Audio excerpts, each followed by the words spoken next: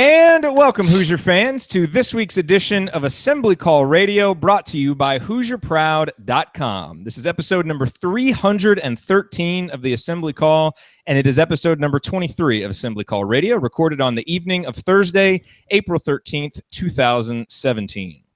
Well, week 3 of the Archie Miller era has been jam-packed with news. In case you missed it, here's the countdown.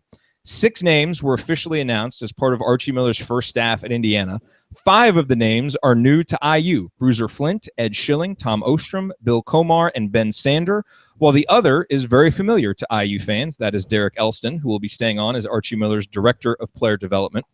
4 Hoosiers declared for the NBA draft, including OG Anunoby, who is hiring an agent and will for sure be staying in the draft. The 3 other Hoosiers, Thomas Bryant, James Blackman Jr., and, surprisingly, Robert Johnson, all submitted their names as early entrants but will not be hiring agents, so each could return to school.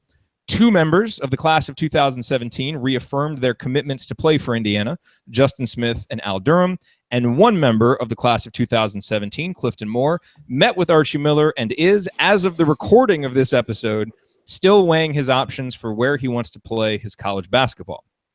Okay, that's a lot of news for 1 week in the offseason, but such is life during the early weeks after a season when a coaching transition is underway, and we are excited to discuss everything happening in the world of IU basketball with you right here on Assembly Call Radio.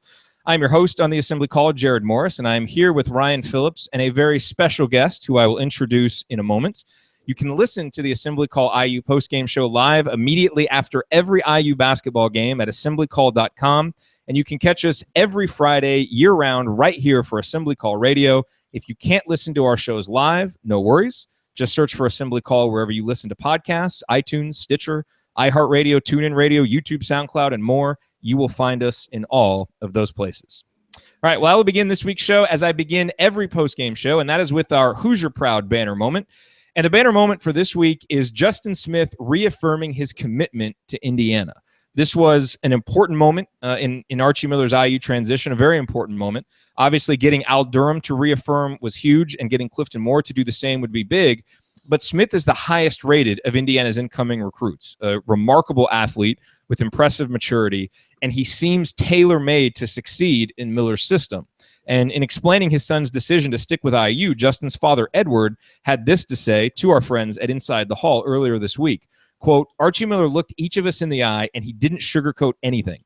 He said it's going to be tough, it's going to be hard, but with hard work, the rewards will be there." And he said it with conviction and honesty.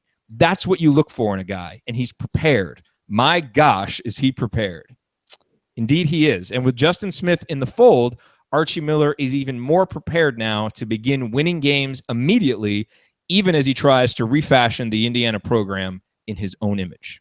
All right, let me now introduce my esteemed co-hosts on today's episode. To my left, we usually have world-renowned bracketologist Andy Bottoms, but Andy has the night off on the very specific condition that he use his time to polish his resume and submit it for the data analytics position that the men's basketball team is looking to hire. But have no fear, in Andy's place is one of the most authoritative voices on all things Indiana basketball, the founder and editor of Inside the Hall, and my co-host on Podcast on the Brink, Alex Bozich. Alex, welcome to the Assembly Call. Thanks for having me. Not on here often enough, so it's good to be with you guys. It is good to have you on here. So, Alex, after every game over at Inside the Hall, you do your 5 takeaways. So what was your 1 takeaway from this week in Indiana basketball?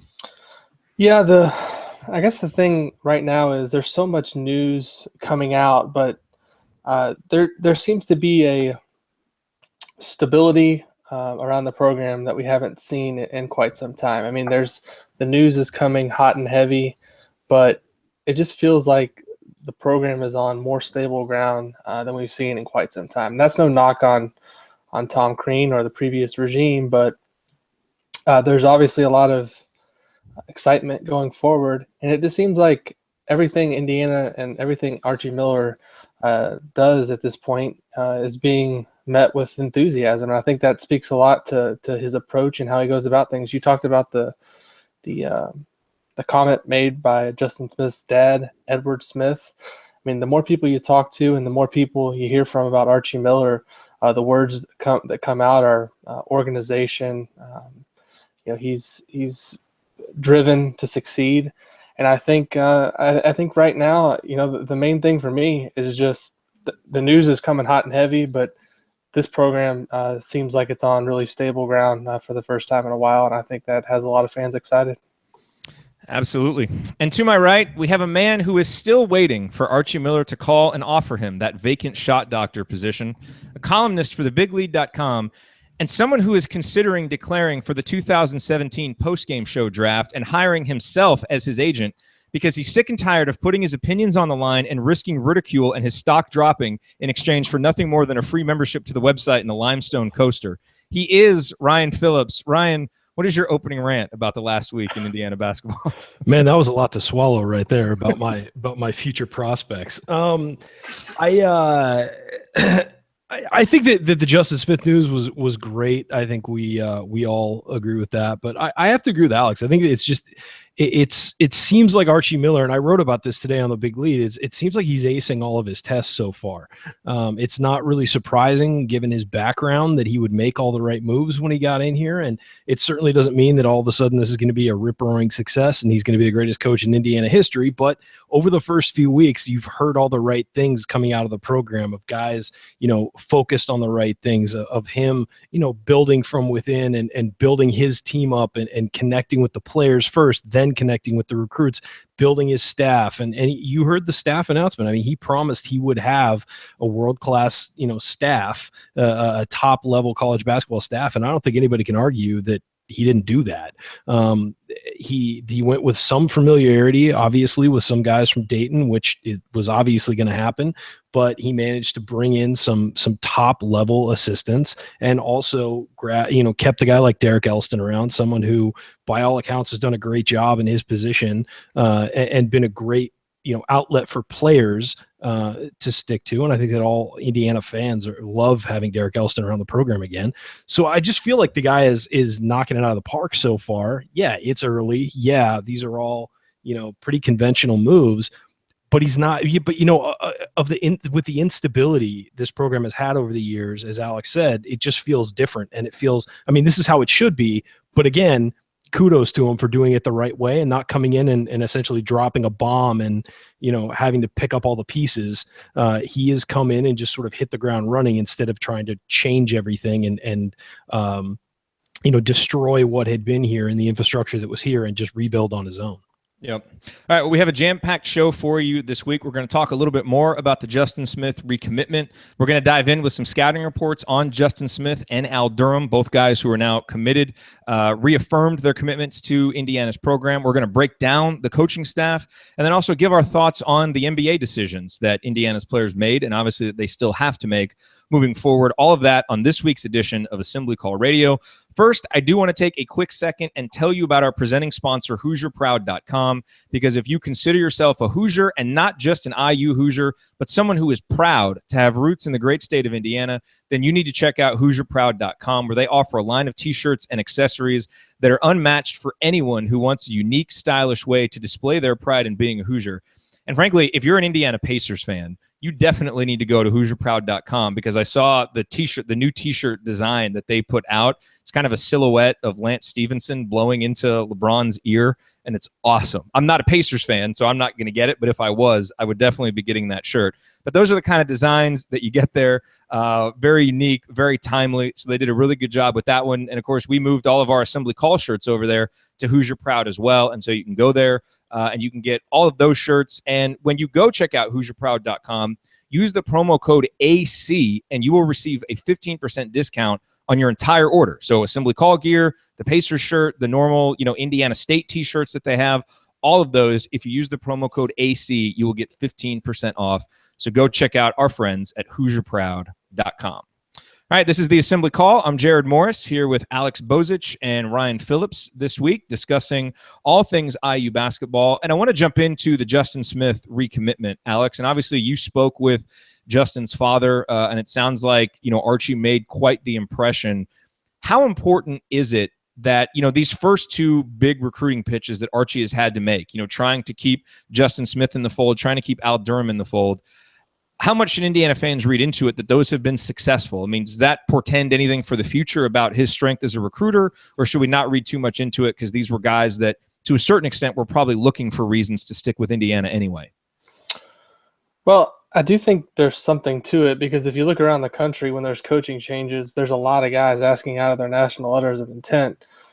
Justin Smith never asked out of his, and that, I think, had a lot to do with the fact of what type of kid he is and kind of his family and the structure there, and just wanting to be patient and realizing, he's going to, if it wasn't going to work out, he was going to have an opportunity to look elsewhere. But he wanted to kind of give the new coaching staff a chance to make their pitch and keep him around. But, I think more than just those two guys, you look at the program right now, we haven't heard anything from any of the players besides the guys that are going to test the NBA draft and OG leaving, but we haven't heard anything about transfers. I mean, look at, other programs around the country. When there's a coaching change, there's usually guys coming out saying immediately they're going to transfer. There's guys asking out of their letters.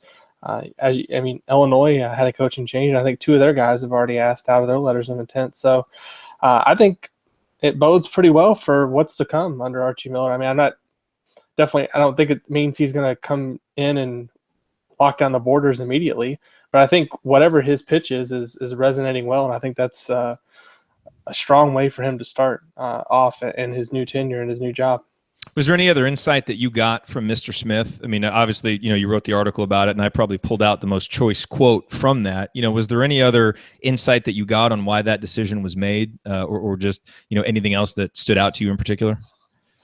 Well, just from talking to him, I can tell from Mr. Smith. And I talked to Justin today earlier at the Derby Festival Classic, and he's not as it's not that he doesn't like doing interviews. It just he's a little bit more reserved guy, and doesn't say a whole lot. I would encourage people to check out that interview, because he does talk about his relationship with Archie and how that's kind of developed here, and also a little bit about Tom Crean and the work that he did in recruiting him. But, I think the biggest thing that I took from talking to his dad is just how blown away they were with Archie's organization, and also just kind of the straightforwardness and the tone of what he said. I mean, he didn't come in there and give him a used car salesman pitch. He came in there and said, hey, this is going to be a tough thing. This is going to be something that requires a lot of work. And I think the family respected his approach and how he was straightforward with them. And, everyone's talked about Archie being a Midwest guy. Well, the Smiths are a Midwest family, and I think that resonated with them. So, it's Mr. Smith. I've talked to him quite a bit over the last year as this recruitment has gone on, and he's always been pretty straightforward with me. The last couple of weeks, he's really wanted some privacy as the family's kind of gone through the process and talked things through. But when I talked to him yesterday morning, he seemed to be pretty proud and beaming in terms of how excited he was about this opportunity. And I think he was just glad that, it worked out for Justin, because I got the sense that Justin was really sold on Indiana for a long time. And the fact that he was going to have to maybe reconsider wasn't something that he really wanted to do. So he was glad and relieved, I think, that things are going to work out with Archie. Ryan, you mentioned, you wrote that article about Archie Miller acing, these early tests at Indiana. And I know it's way too early to really start projecting this. We don't even know what the full roster is going to be. But how much more encouraged are you now, kind of 3 weeks in, about what Indiana can do, even in the first year of Archie Miller's tenure, as opposed to maybe, kind of having to ramp up for 2 or 3 years like sometimes you need to with a new coach? Well, I kind of expected him to do well early. I don't think I expected it to feel as smooth as it has, though. So I think that really long term, my attitude hasn't changed, but in the short term, I feel like maybe next year will be better than I thought. Because I don't feel like it's a big change of, a sea change where it's going to take forever for these guys to adjust and all this. It just feels like he's come in, kept the good aspects of the program, and is working on fixing the negative aspects and the things that weren't working. Which is, quite frankly, the way you should do it. But as I said before, a lot of guys come in and want to drop a bomb and rebuild from the ground up.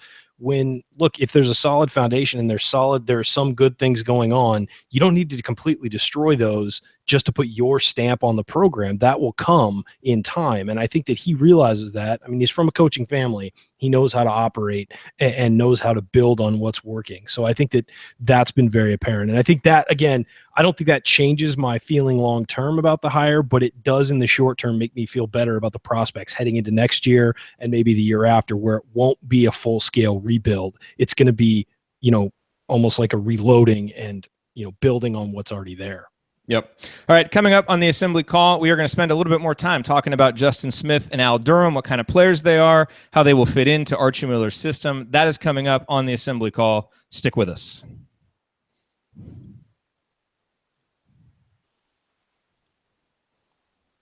All right. Very good, gentlemen. 1548 for that one. So hop into some scouting reports next. Yeah, I can definitely do Justin Smith. I've got him pretty locked down backwards and forwards, and then can get Alex's opinion. Obviously, I'm sure you've seen more of him than I have, but I've watched a lot of film on him. I haven't watched much on Al Durham at all. Okay. But I saw a lot of Justin. Hold on, I'm gonna grab a sweatshirt. It's getting cold over here. Did my tweet not send out right when we went live? Doesn't look like it did. I don't know. Right there. Apparently not. Okay. All right. So that was 1548. That's about how long those first segments usually go.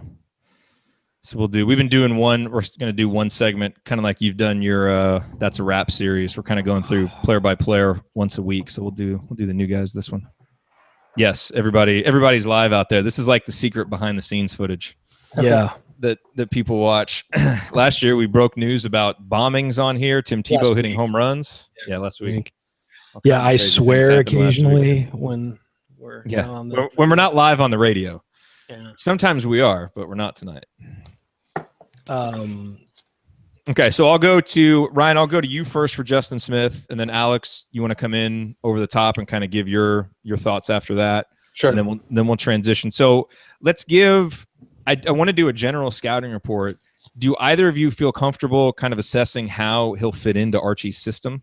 No, because we don't know what Archie's going to. I mean, anybody can say they know what Archie's going to do. We don't, because he's talked about doing, different stuff before. I can guess what kind of player he's going to be, but I don't know how he's going to fit in the system until we see the system. What Indiana version of the system, I guess. Yeah. He won't be able to weak side block as much as he does in high school with the pack line defense, because you're not supposed to leave your man fully in pack line. So he gets a lot of his blocks on weak side stuff. So, but I mean, that's the same as pretty much every other high school kid. So I don't think it's that big a deal to mention. Yep. So okay. Yeah, I don't know if we should talk about the system. Just talk about what kind of player he is. Okay. That works. All right. You guys ready to get segment number 2 going? Let's do it. Okay. Let's do it.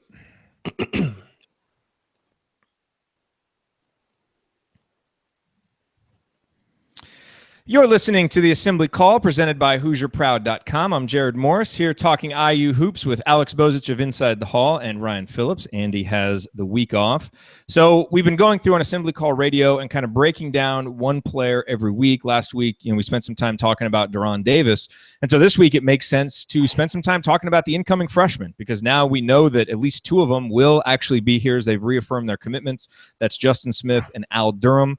And so, guys, let's spend a little bit of time talking about these guys, some scouting reports, really kind of paint a picture of what kind of players these guys are and what they might look like in the Cream and Crimson beginning next year. Ryan, I know you've done some extensive film study on Justin Smith. What can you tell us about him? And is he going to be the next player that you claim to have discovered? No, definitely not, because I was definitely not first on him like I was for OG and Durham Davis years before they became Hoosiers. But Justin Smith, he's a 6'7", 210 pound. I mean, that's what he's listed at. Small forward, sort of a wing player out of Lincolnshire, Illinois, Adlai Stevenson High School. He what I love about him is he's not just an athlete, he's an athletic guy, not on the Troy Williams, Victor Oladipo scale, but he's sort of a notch below that, in my opinion. But he's also really polished for being an athletic guy. And you don't see that a lot out of 17, 18, 19-year-olds. They're usually let the athleticism sort of do everything for them and don't have the polish. He's got a really nice jump shot, 3-point shot, though I think, this is technical and you'll get a little shot doctor angle from me on this, but he kind of over-rotates his lower half on his 3-point shot a little bit. For those who aren't familiar with the process, when you have your feet square to the basket, when you jump, they should land square to the basket as well. And a lot of younger guys put too much arm into their shot and twist their body as they shoot. That's easily fixable, and it's just repetition and things like that. But you'll notice on his jump shot, he misses shots when he over-rotates his body. So that's something that the new staff will have to work on with him. He's a really aggressive finisher. Sometimes not extremely smart when he goes to the rim and finishes, because he'll try and finish in traffic rather than giving it up and passing.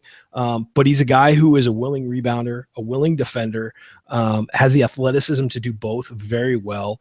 He's not going to be a guy like a Juwan Morgan or an OG Anunoby who can play in the post as well. He's going to be a perimeter guy, I think, a traditional small forward who can move down into a post defensive position if you need him, but that's not going to be his best situation.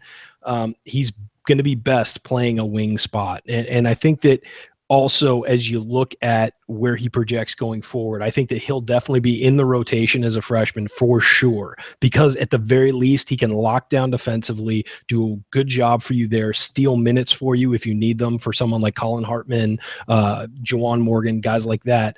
But he can also give you something offensively, will not be in over his head. And then also, I think that so I believe he'll be a rotation player, but I think by year 2, he's probably a starter, depending on who else you get, obviously. And then by year 3, you're looking at a guy who's a really good Big Ten starter, if his projection goes the way it is. So really polished, nice player who's going to come to campus with a lot of tools in his bag and have a really good base to start from to develop. But a guy who can also really be a freshman his first year instead of being forced into a starting role and having to sort of learn on the fly.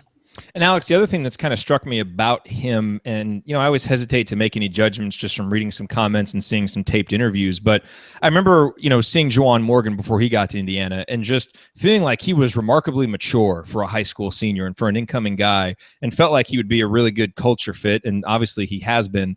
I get that same feeling from Justin Smith. Is that accurate?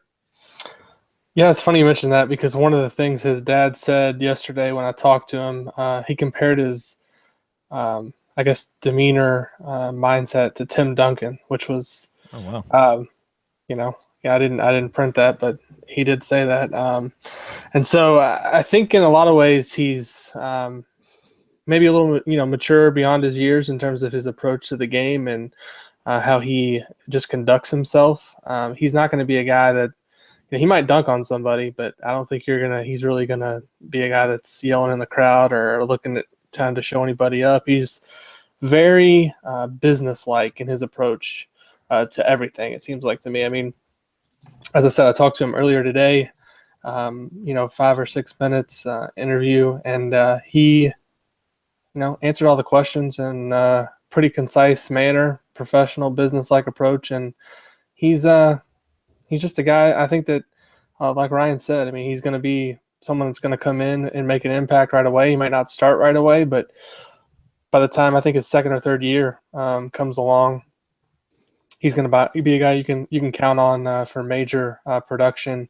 One of the things I really like about his upside in Archie's system is his defensive ability in terms of being able to go the other way in transition, just because he's so athletic and such a good finisher. I think he had 75 dunks this past season in high school. That's pretty good. That's played 30-some games. That's at least 2 a game. So if he's going to be a guy that kind of fits what Archie wants to do defensively, I feel like he can probably get somewhat similar to what OG did when he was down in that role where he would get in the passing lane and it seemed like he would get a dunk every game there for a while. So I think he can have a similar type role there defensively. Maybe not as much as disruptive as OG, but definitely with the capability of getting out in the passing lanes and scoring the other way.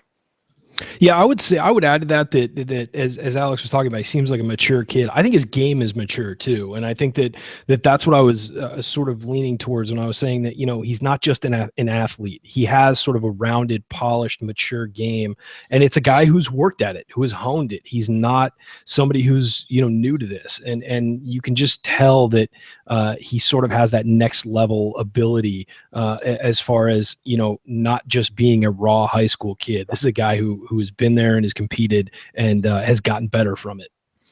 We have a question in the chat. This is from Gerb. Is there a current comp as either an IU player or someone else for Smith? So I'd love to get your guys' thoughts on that. Let me tell you what's kind of coming to mind as I hear you talk about him, because you talk about an athlete and kind of with that size, and obviously the most recent guy, just in terms of measurables and some of those things, would be Troy Williams. But he strikes me as a guy who, maybe kind of cuts between kind of that bad Troy and good Troy, to where he'll be a little bit more consistent. Does he, and maybe that's a terrible comparison, so feel free to disagree with me, but does he have, kind of that ceiling of when Troy was really going well? Can he be that level of player? Take that, Alex, if you want to. Troy is, and I don't know if Ryan agrees with me. I don't know if you agree with me on this. I think he's like almost like top 2% of athletes that you're going to see. Justin Smith is not he's a great athlete, don't get me wrong, but he's not Troy Williams athletic. So I struggle because like really good Troy, that's like a pretty high ceiling. I mean, that's an NBA, like this is a guy that once he got in front of the right eyes in the NBA, he's sticking on a roster now in Houston. I don't know if he's going to have a long-term career, but the reason he is where he is because he's that 2%, top 2% athlete. It's hard, man. I'm having a hard time coming. And maybe we want to come back to this too. I've got one. I think that the guy he reminds me of a little bit, he's obviously not as good at this age, but a little bit taller and a better athlete, but not as good a finisher as someone like Jamal Murray, who was at Kentucky. Just sort of a polished game. Murray was more of a pure shooting guard and a little smaller, but it's a similar type smoothness to his game.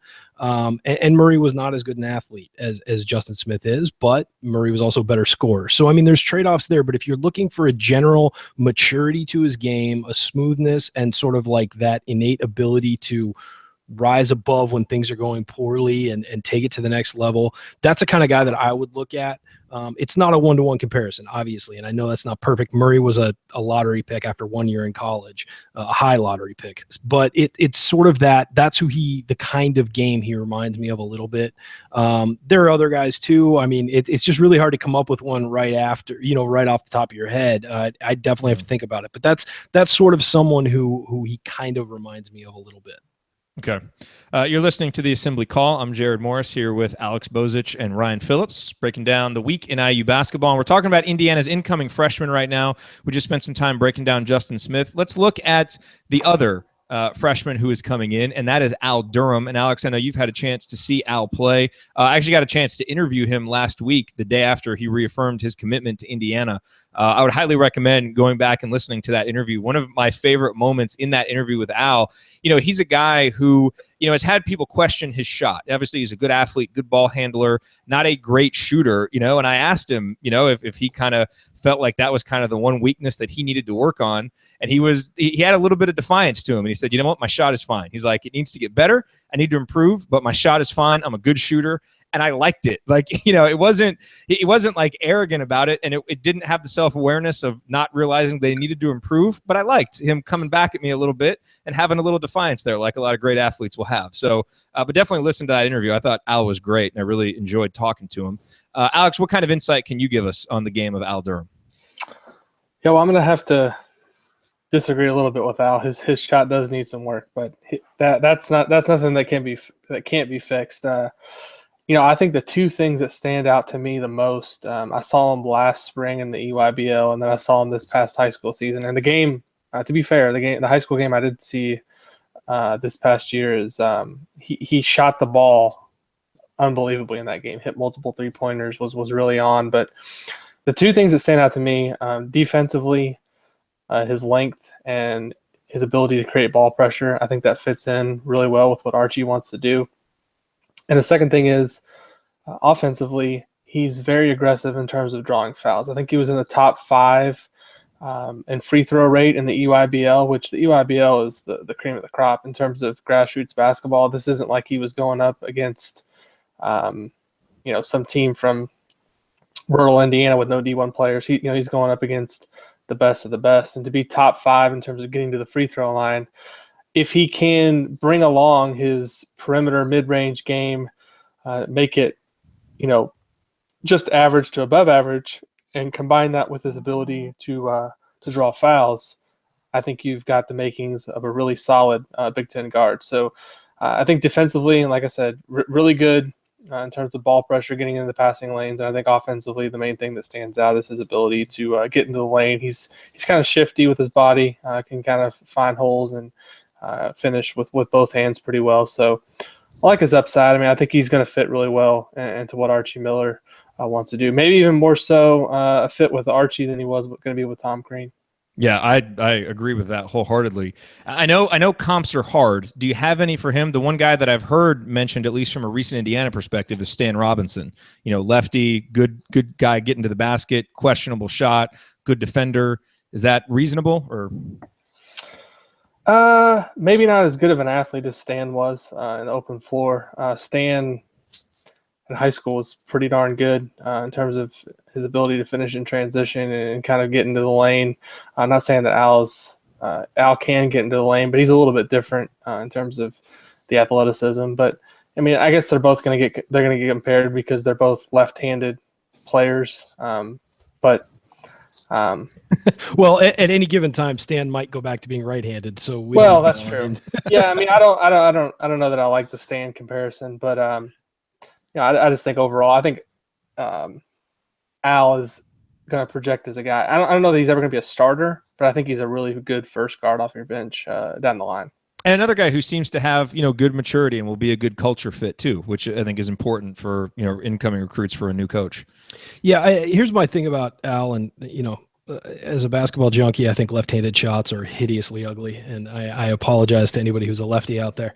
But no, I think that he's very, as Alex said, he's tall, he's long for a guard. He's gonna have to work on that shot, and especially if he's gonna be playing the point, or if he's gonna be playing significant minutes and he's gonna have the ball in his hands, he's gonna have to be able to shoot. And I agree that shot does need work. But I think there's a lot of kids that come into college that way. His ability to get to the hoop, to draw fouls, and he's shown a little bit of vision from what I've seen. So I think all of that is a positive, but he's definitely not a guy who's going to come in and be, getting major minutes as a freshman, because there's stuff he's got to work on. As long as he comes in with the attitude that he knows he's got to work, then he'll be fine. Yep.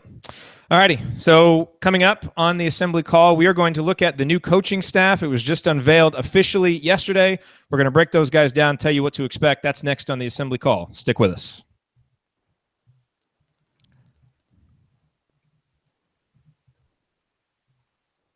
Beautiful. 1447.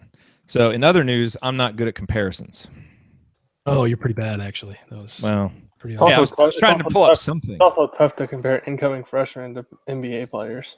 Yeah. Yeah, I mean, it really is. I know. I'm going to listen to the recording real quick, make sure we're all coming through. All right, we're good. Okay, so we're at 30 minutes and 35 seconds. So we've got 19 minutes, 25 seconds. So I figured these next two, let's try and keep them both at about 10 because they're both kind of meaty. What's our fourth segment? I missed it. Talking about the NBA decisions. Oh, okay. So we can talk about that, and maybe even talk a little bit about what impact Miles Bridges coming back would have on the Big Ten, because that's a. I like that you were cyber stalking Dick Dickman. Well, yeah. Our favorite new listener, by the way. Yes, Alex is a man named Richard Dickman. Yes. Can't beat Dick Dickman. That's right. All right. So let's talk staff. So I wrote that article about Schilling, so I can summarize a few of those points there. Yeah, you do Schilling. Because I read that it was good. Well, but other people, I mean, our listeners have probably heard it too, so I want to get some other thoughts on it. I'll summarize it. The other thing that a lot of people have asked me is, what does the director of basketball operations do? And that's Komar's position, right? Yes. Okay. Basically, another assistant who isn't listed as an assistant. I mean, and they tend to handle administrative stuff, right? Like they'll be more involved in scheduling and some of those things. A lot of scheduling stuff. Yeah. But it's also like a lot of these guys, it's the sort of thing where like after you get past the 3 assistant coaches, the titles in a lot of cases don't really matter that much. They all kind of carry the load. I mean, if you look inside programs, and so like they'll all be doing recruiting stuff, they'll all be doing film stuff, they'll all be doing, so it's the scheduling stuff is pretty much what it's just not an on court coaching role, I think. And so it like the support staff all kind of works together to do all that stuff. Okay. Same with football. What was I going to say? Do you have, I'll come to you first on this, Alex. What specifically do you want me to kick to you? What do you think is the most compelling element of the staff that you want to discuss? How well-rounded it is. If Alex has a lot on this, I read your piece on it. If Alex has a lot on this, stick with him for most of it because he wrote the piece. He knows way more than I do about it. I mean, I know the surface stuff, but no more than any other observer. And you're bitter that Archie hasn't called yet. What the fuck, man? Now we're going to have to mark this explicit. Always. Wouldn't be the first time. Okay. All right. So I will kick it to you, Alex. Let's hop into this. I can talk about retaining Elston at the end if you want. Or something like that. Just let me know if there's a spot that you want to. Whatever you want. I mean, I'm not going to have like a 6-minute dialogue on this, so we can bounce it back and forth. Okay. I can do talk a little bit about Schilling too, I guess. Okay. All right, you guys ready? Yep. All right, let's start it.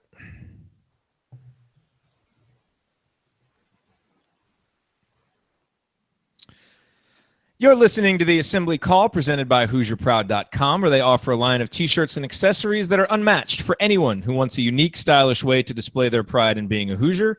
Visit our friends at HoosierProud.com and use the promo code AC for 15% off your order. I am Jared Morris, talking IU basketball with Ryan Phillips and Alex Bozich of Inside the Hall. And you can, of course, join us on the Assembly Call after every IU basketball game over at assemblycall.com and every Friday right here for Assembly Call Radio. Guys, let's talk about the new coaching staff. That's one of the other big stories from this week. We've heard, some of the names for, a couple of weeks now, but it wasn't announced officially until I think it was Wednesday when it was announced. But Bruiser Flint, Ed Schilling, Tom Ostrom, Bill Komar, Ben Sander, and Derek Elston, the 6-man coaching staff. And I think we're still awaiting official word on who the new strength and conditioning coach is. But let's talk about this staff, Alex, and I'm just curious to find out what your initial reaction was, to the official release of these names and how you think these guys will do helping Archie Miller transition. I think it's a well-rounded staff. I mean, that's the first thing that comes to mind. I mean, you look at Bruiser Flint; he's got experience as an assistant with John Calipari for a team at UMass that went to a Final Four. Coincidentally, I think Ed Schilling was also kind of cross paths on that same staff with Cal and Bruiser at UMass, but Bruiser went on to become a head coach for 20 years. So I think he's seen it all. He's got obviously extensive ties to the East Coast, specifically the Philadelphia area, playing at St. Joseph's, and I think he's going to be a force on the recruiting trail. He's going to be hungry to get back in it after getting let go. He sat out the last year and kind of went around the country, observed different places. One place he actually came last year and watched a practice was Indiana. Did he say it was the best practice he's ever seen too, ironically? Yeah. Well, if you didn't know, IU's preparation was great last year. It's true. Preparation was great. So Ed Schilling too, another great hire, I thought. I mean, going out to UCLA, did a really good job there for Steve Alford in 4 years. He has such a well-rounded resume, having worked as a trainer, having worked at 3 different times as a high school coach in Indiana. He was a head coach at Wright State. He's been an assistant coach at college basketball going back to the days at UMass. Spent some time in the NBA with the New Jersey Nets under John Calipari. Now he's coming from UCLA, where He helped assemble the number 2 recruiting class in the country that's coming in there this year. I think his desire was to get back to the Midwest, closer to home. Yeah, I mean, who wants to live in Southern California anyway? I Right? know, exactly. Who wants to go to work every day when only half the arena is full? Come Shots back fired. Come to Bloomington. So no, just kidding. The thing with Schilling that's interesting to me, because I think that the narrative with him has been how much he'll help with the in-state recruiting right off the bat and the inside-out strategy. I did not realize his extensive history as a player development guy. I didn't know about that, but he worked with all the guys that from Indianapolis area that trained in the off season that there for the NBA. Well respected around the state. I've already talked to a couple high school coaches who have told me they love the hire. They've known Ed for a long time and they're excited about it. And then Tom Ostrom, he's probably maybe the guy I talked least about of the 3. But look at what he worked at Florida under Billy Donovan. He worked a couple high major programs. In I think Alabama as well. He was there with. Is that right, John? Arkansas. I get those confused. Arkansas. John Pelfrey. He was on his staff, and then spent the last 6 years at Dayton with Arch. So, I think I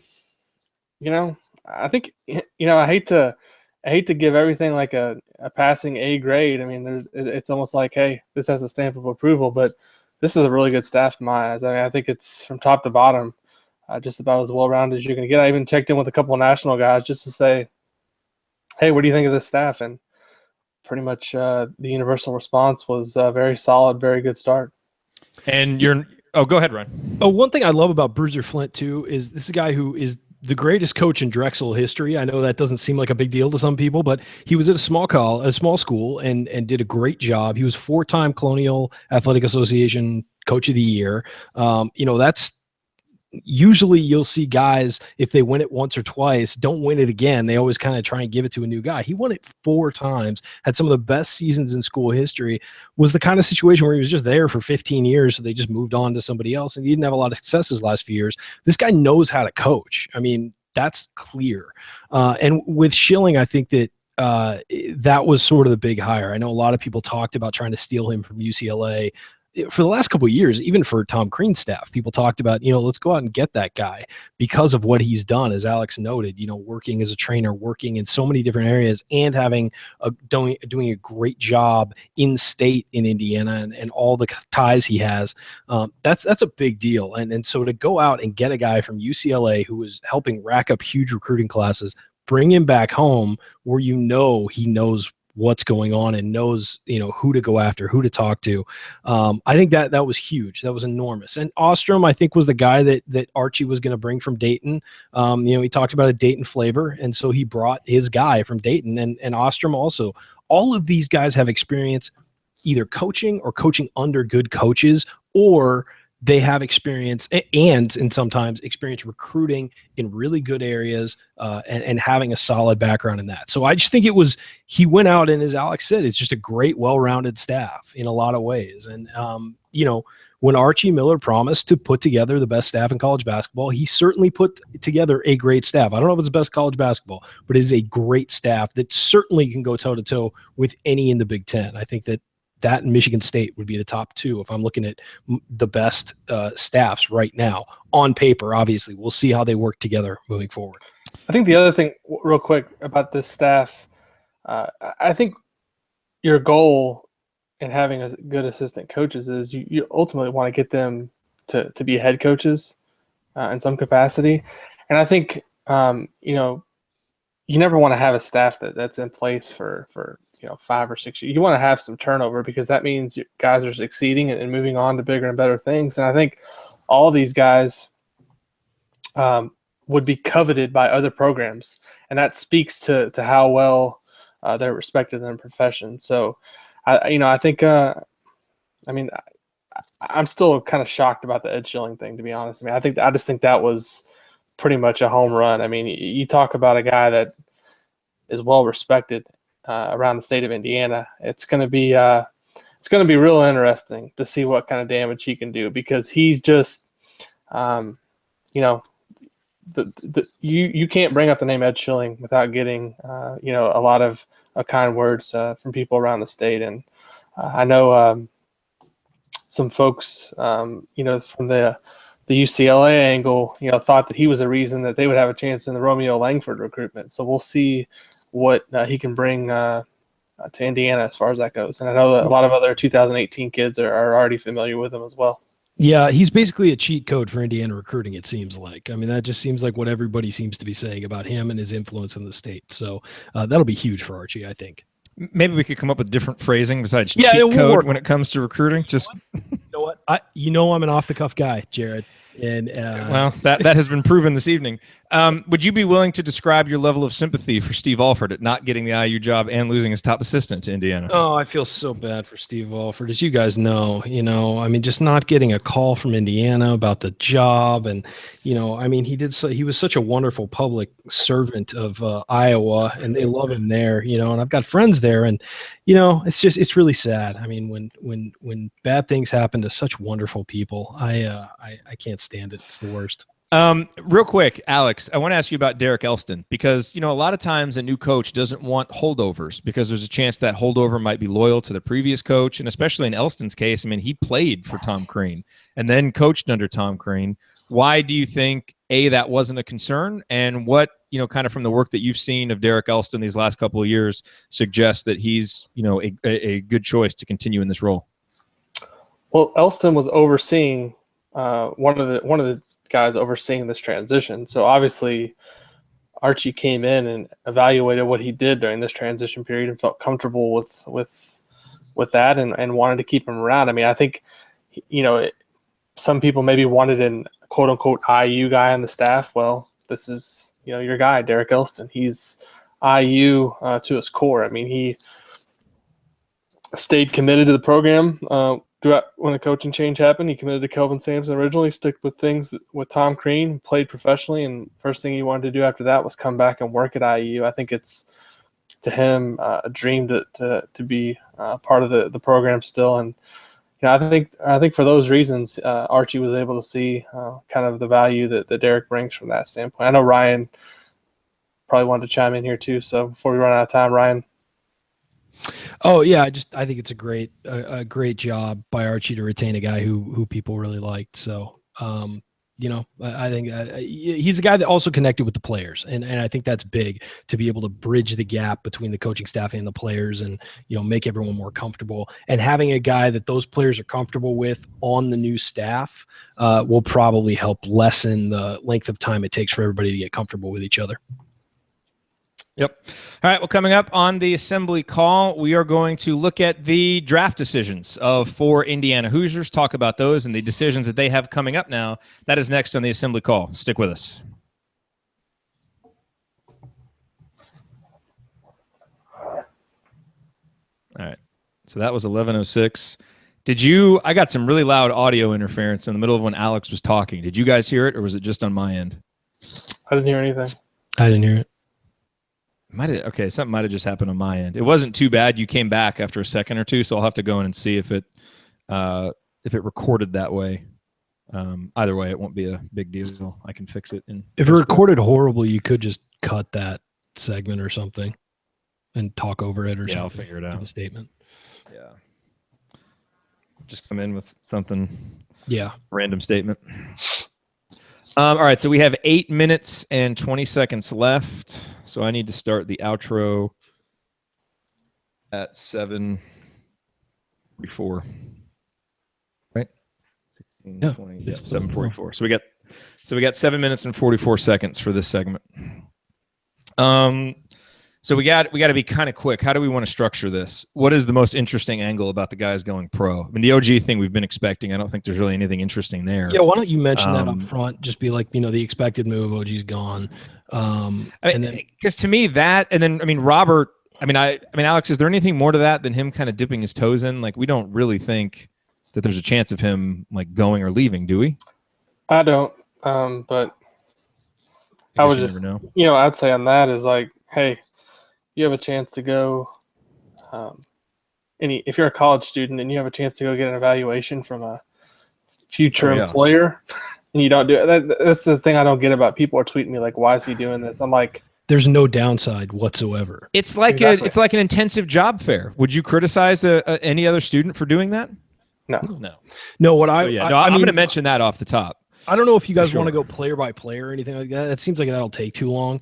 I would just go do general thoughts, and Alex, if you The want most to. intriguing one to me is Bryant. Yeah, for sure. Do you want to talk about that? And then I'll just say, and then we can go to me about Robert Johnson, I guess, because we've all expected Blackman to do it. But I'll talk about Robert Johnson. Just say, yeah, there's no downside to doing it. So I mean, and Blackman, the thing with him is, he's going to graduate. So if he wants to go play professionally, that's totally within his right. I mean, he could go to Europe and be fine, I think. Right. Like, I mean, they don't play much defense over there anyway. Hey, Jeff Newton was like the player of the decade in Japan. James could do some things. If you brought up George Leach, I would have hung up. I'm just not a fan of people criticizing these guys for. Yeah, it's their lives. Process. I mean, they can do whatever they want. I mean, they don't owe any. I mean, they owe people, to be strong citizens in the program, but at the same time, they also have every right to totally agree. No, I test agree whatever completely. they want. So, all right, let's do. You do your thing off the top, Jared. Go, Alex. You do Thomas. Let's talk Thomas first. Yeah, and then I can do Rojo. Okay. So 7 minutes and 44 seconds. So Alex, just So you don't want to do 8 minutes of telling people not to criticize these guys? I don't know. For a while we were doing that every show. So yeah, I know. So just keep your eye on the chat, Alex, because I have to start the intro right at 7:44, so I can get the whole outro out. Sure. But otherwise, okay, let's hop into this. Ready? Yep. Okay, starting it.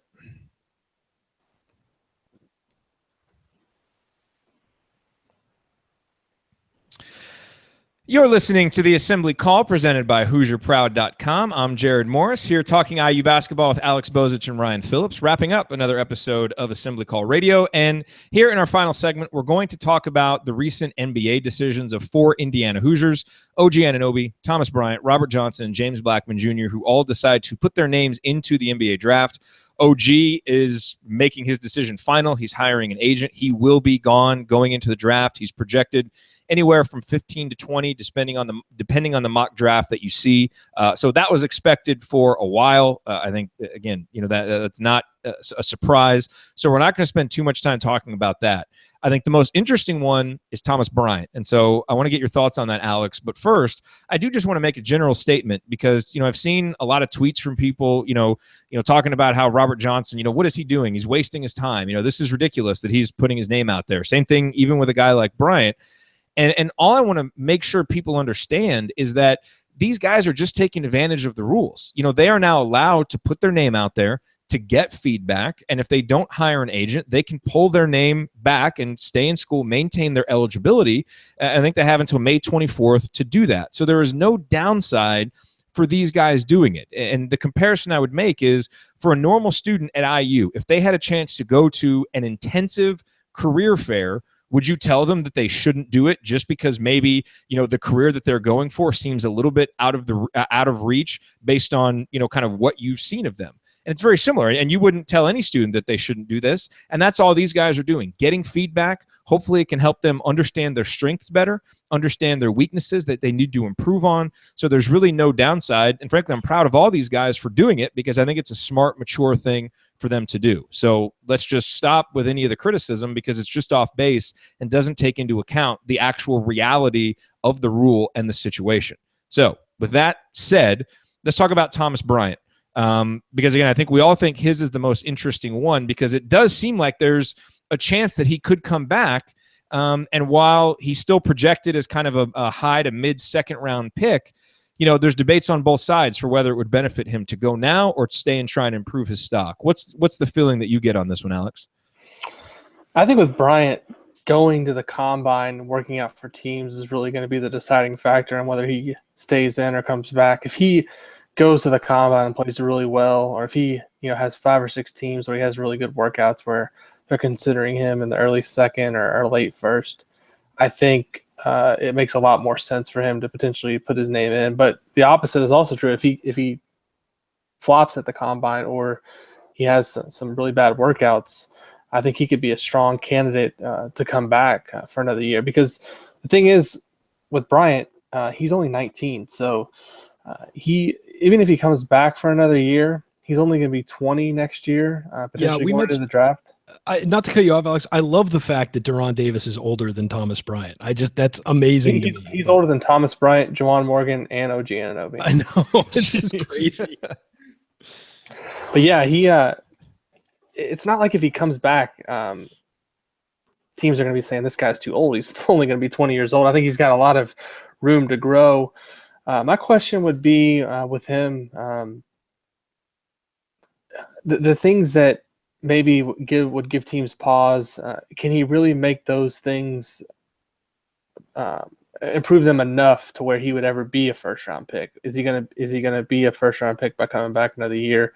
Ultimately, it also comes down to how much he likes being in school and how much he wants to play for Archie Miller and stay at Indiana. So I think he's a guy that's probably going to be a second round pick if he stays in the draft. But you never know. If he has a really good combine, has a really good workout, and a team late in the first round says, hey, this guy's not only 19 years old, we like his upside, we're going to roll the dice, I think there's a chance he could go late first round. But if there's not a guarantee on the table, it'll really be interesting to see what he does. I also know that his mom is pretty set on him getting an education. So that's another thing to consider here. I don't know how much it'll come into play as the final decision comes in, but he's easily, to me, the most intriguing of the four. OG's gone. Robert, I think, is just testing the waters to get feedback, and James Blackman is going to graduate. So if he wants to go pro, that's totally within his right if he's got his degree. So, Ryan, what do you think about some of the other decisions?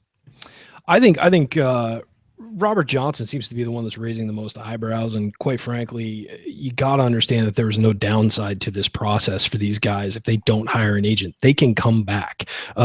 They can, go to the combine, get reviews from scouts, be told what they need to work on to become an NBA player, and move on. And move back to college and improve and have the focus on what they need to get better, have the tools to focus on what they need to get better at. You've seen guys do this all around college basketball. I mean, Caleb Swanigan was going to be undrafted last year, and NBA teams told him he needed to get quicker, needed to work on an outside shot, and need to get in better shape. And look what he did. He was almost National Player of the Year this year. So it's the same, thing. These guys go and get the advice that they need. So I think that's really the point here. And a guy like Rob, there's no downside for him to go and come back. And maybe he knocks it out and impresses some teams and gets a late first round promise from somebody.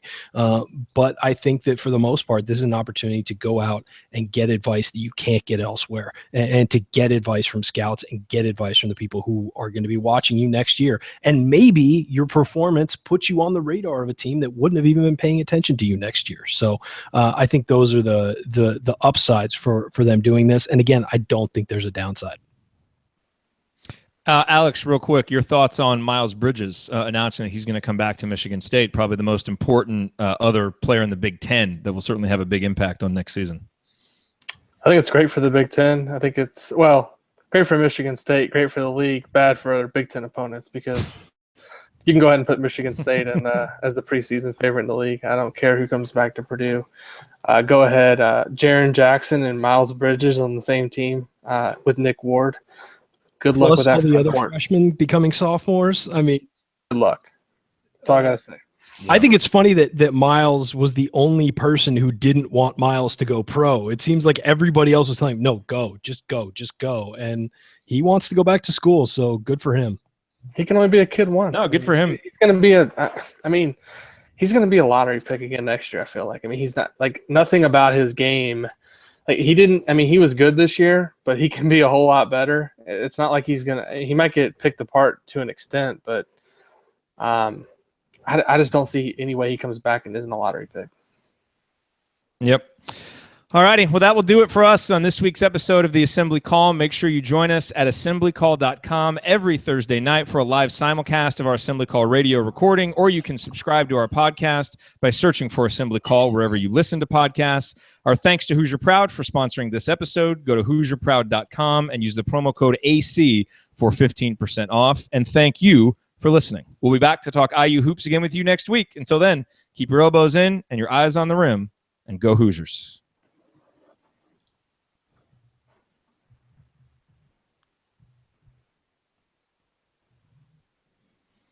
All right. And, okay, radio recording is done. Still live on YouTube. This is going to be interesting because there was about a minute there where I couldn't hear either one of you guys talking. So we I'm were not quite brilliant, sure. don't worry. I have no doubt about that. So it'll be interesting to check the recording and see. I'm assuming I didn't see anybody in the chat say they couldn't hear anything. And I could tell that I was getting your audio through Spreaker. So I think we're going to be okay. So I don't know exactly what the issue was, but you just need to get a new computer. Yeah, I may need to get. Well, yeah, it's also having all this stuff running at once on my computer that's bound to mess some things up at some point. You know what? You gave me crap about needing a new computer for like a year, so I'm in. No, I do. I definitely do need a new computer. There's no question. No, you're well within your rights to do that. All right, guys, I got to go back to work. Thanks for joining us, Alex. Yeah, thanks, Alex. Good to be with you guys. That was fun, man. That was fun. We'll have to do it again this offseason. Yeah, for sure. Any excuse to get Bottoms out? Any excuse to get Bottoms off the show? Where is he? Okay, but seriously, if he's just taking the week off. He had some family stuff last week, and then hopefully he's working on the resume. How awesome would it be if he took the data analytics job? I mean, we'd lose him on the post game show. I love that you got someone reaching out to you asking if that was serious. And like, well, now it is. Yeah, I know. It'd be awesome. All right, I'm out of here, guys. See ya. All right, guys. Cool. Adios. See y'all. Thank you all for being here. We appreciate it. Join us next Thursday. We'll be back.